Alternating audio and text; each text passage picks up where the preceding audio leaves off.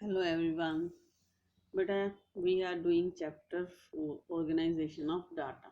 कल हमने पढ़ा था organization of data क्या होता है। डाटा को प्रॉपर वे में अरेंज करना ऑर्गेनाइजेशन कहलाता है। उसके बाद हमने क्लासिफिकेशन ऑफ डाटा कहा किया था कि डाटा का क्लासिफिकेशन क्यों ज़रूरी है, ताकि कंपैरिजन किया जा सके, सूटेबिलिटी होती है, यूटिलिटी इंक्रीज हो जाती है, साइंस सिस्टमेटिक अरेंजमेंट हो जाते हैं और डिस्टिंक्टिवनेस हो जाती है। यानी कि हमें पता चल जाता है कि डाटा को देखने के बाद कि हम कंपैरिजन कर सकते हैं, वो ज़्यादा यूज़फुल हो जाता है, सिंपल मेथड हो जाता है, साइंस सिस्टमेटिक अरेंजमेंट्स हो जाते हैं। आज उसके बाद हमने किया था एक अच्छे क्लासिफिकेशन की करेक्टरिस्टिक्स क्या है, करेक्टरिस्टिक्स ऑफ गुड क्लासिफिकेशन। ये क्लासिफिकेशन जो है वो क्लियर होता है, ठीक है, क्लैरिटी होनी चाहिए और होमोजेनिटी होनी चाहिए, इनकी एक ही तरह के प्रोडक्ट्स को, एक ही तरह की फीचर को हम क्लासीफाई करें।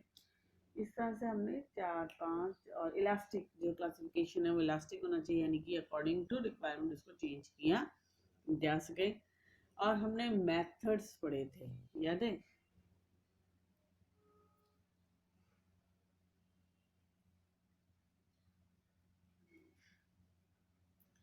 आज हम करेंगे बेटा next part of the chapter, that is variable. What is variable? A phenomena which is capable of being measured and change its value over time is known as variable. Variable क्या होता है बेटा? Variable वो phenomena है जिसमें capability होती है changing की, यानी कि जो कांस्टेंट नहीं होता, जिसमें चेंजेस होते रहते हैं, उसे हम कहते हैं वेरिएबल। तो फैक्टर्स होते हैं, एक वेरिएबल और एक कांस्टेंट। तो वेरिएबल क्या होता है? जिसमें चेंजेस होते हैं वो है वेरिएबल, और जिसमें चेंजेस नहीं होते वो होते हैं कांस्टेंट। तो वेरिएबल दो तरह के होते हैं, दो तरह से वेरिएबल्स को हम पढ़ेंगे, डिस्क्रीट और कॉन्टिन्यूस। अब डिस्क्रीट क्या है बेटा? These variables jumps in complete numbers. ये वेरिएबल्स जो हैं वो जंप करते हैं कंप्लीट नंबर्स के अंदर, यानी कि इसमें 0.5 या हाफ जो है वो नहीं होता। राउंड ऑफ फिगर्स होती हैं, जैसे कि नंबर ऑफ स्टूडेंट्स जो हैं क्लास में, नंबर ऑफ स्टूडेंट्स होंगे हमारे 40 होंगे या 42 होंगे या 56 होंगे। ऐसा नहीं है कि 55.5 हो जाए, ठीक है ना, तो ये नहीं होगा। तो डिस्क्रीट का मतलब होता है जब हमारे जो नंबर हैं वो कंप्लीट होते हैं। Variable jump in the complete number, जो जंपिंग है यानी कि क्लासिफिकेशन जो है, वो क्लास इंटरवल जो है वो राउंड ऑफ फिगर के अंदर है, वो हमारी डिस्क्रीट सीरीज होती है। For example, number of students in the class, ठीक है, आप नंबर ऑफ स्टूडेंट जो है उनको इसमें एग्जाम्पल में ले सकते हैं। जैसे कि एक क्लास के अंदर 40 स्टूडेंट्स हैं, 20 हैं, 21 है, लेकिन ऐसा नहीं हो सकता कि 30.5 हो, 66.8 हो, इस तरह से नहीं हो सकता। फिर बेटा कॉन्टिन्यूस। कॉन्टिन्यूस क्या होता है? These assume a range of values and not increasing complete jump. इसके अंदर हम एक वैल्यू को, रेंज की वैल्यू को एज्यूम कर लेते हैं और इसमें कंप्लीट जंप नहीं होता, लेकिन फ्रैक्शंस होती हैं। जैसे कि for example, height of the students in your class.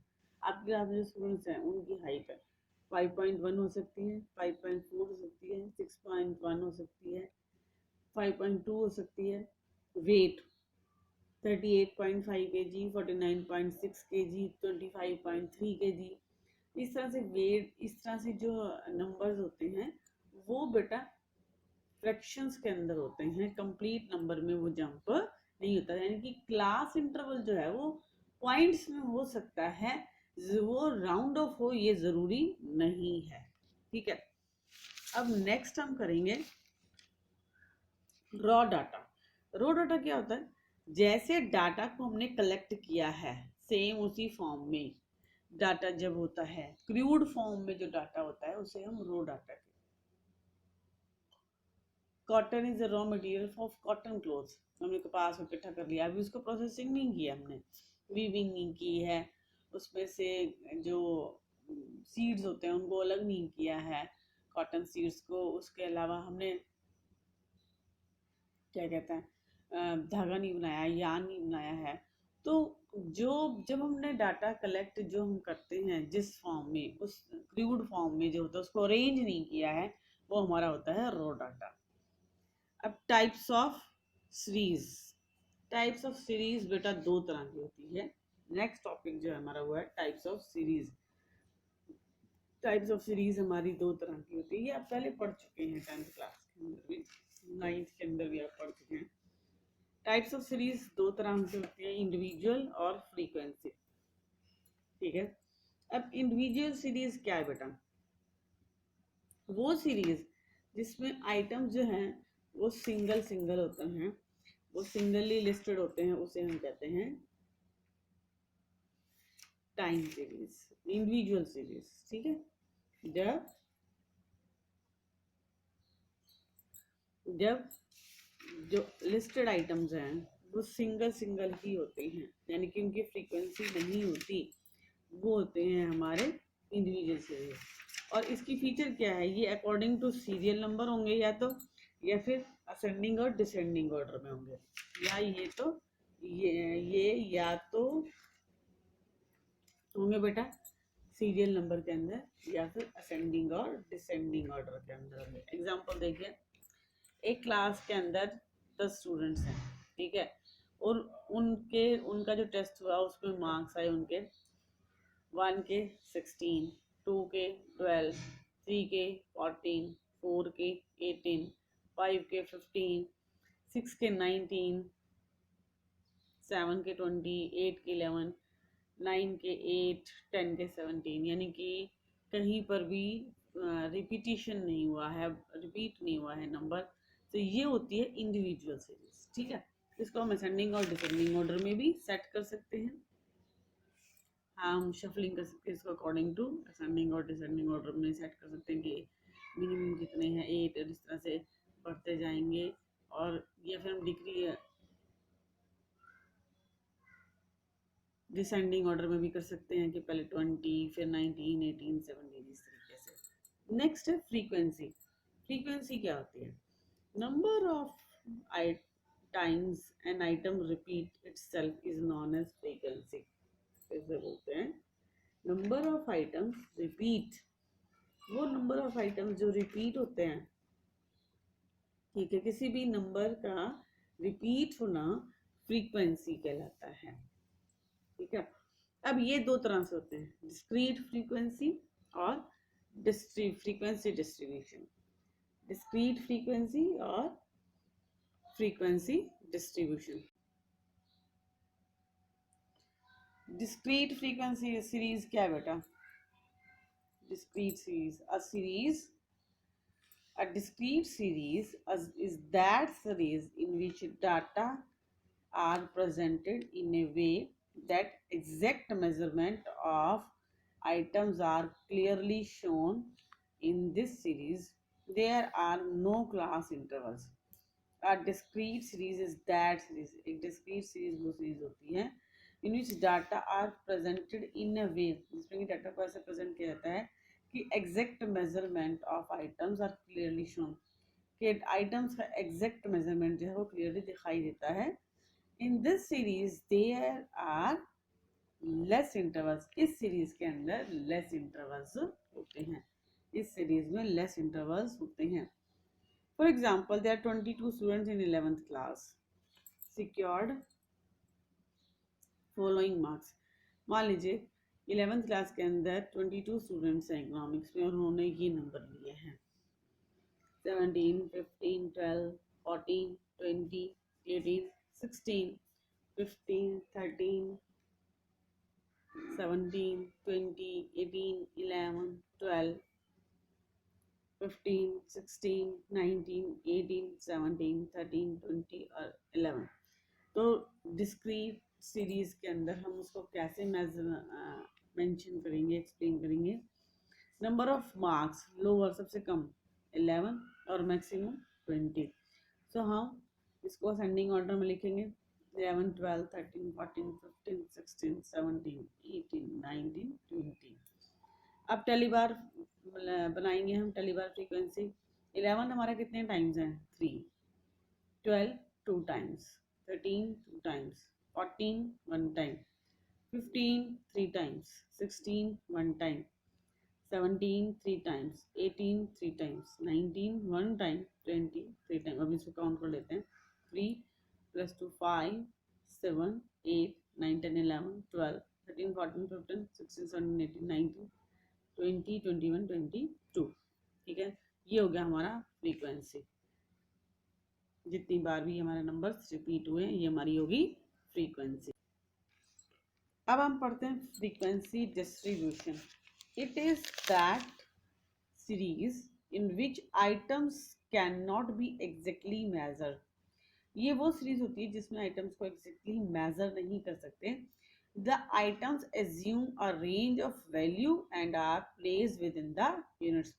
Items जो हैं वो एज्यूम किए जाते हैं रेंज के बीच में और limits and are place within the limits, और लिमिट्स में उनको लिखा जाता है। फॉर एग्जांपल क्लास इंटरवल है हमारा 10 to 15, 15 to 20, 20 to 25, 25 to 30, 30 to 35, 35 to 40।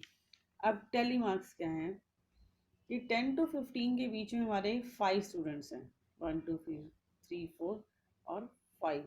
ठीक है, 15 to 20 के बीच में हमारे 15 to 20 का मतलब वो 3 भी हो सकते हैं, 4 भी हो सकते हैं, 6 भी। ठीक है, 3। 20 to 25 हमारे 6 स्टूडेंट्स हैं। ठीक है, 25 to 30 3 स्टूडेंट्स हैं, 30 to 35 2 और 35 to 40 1।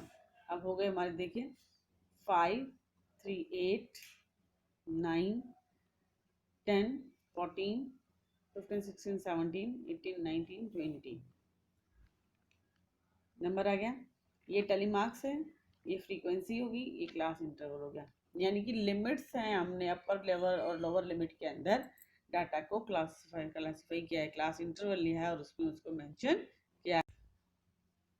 नेक्स्ट है बेटा फ्रीक्वेंसी डिस्ट्रीब्यूशन। ये लास्ट टॉपिक है हमारा फ्रीक्वेंसी डिस्ट्रीब्यूशन का।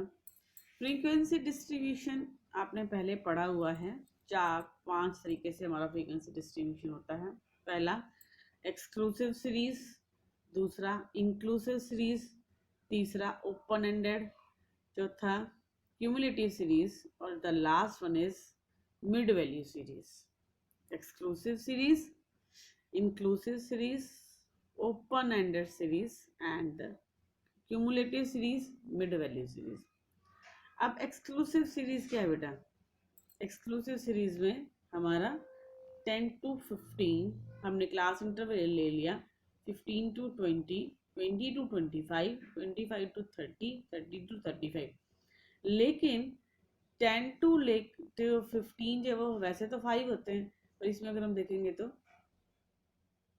4 ही आएंगे, 6 आएंगे, 10 11 12 13 14 15। लेकिन हम नंबर लेंगे 10 to 14 तक जो नंबर होंगे हमारे, वो हमारे इस सीरीज में आएंगे। 10 to 14 तक जो नंबर होंगे वो हमारे इस सीरीज के अंदर आएंगे।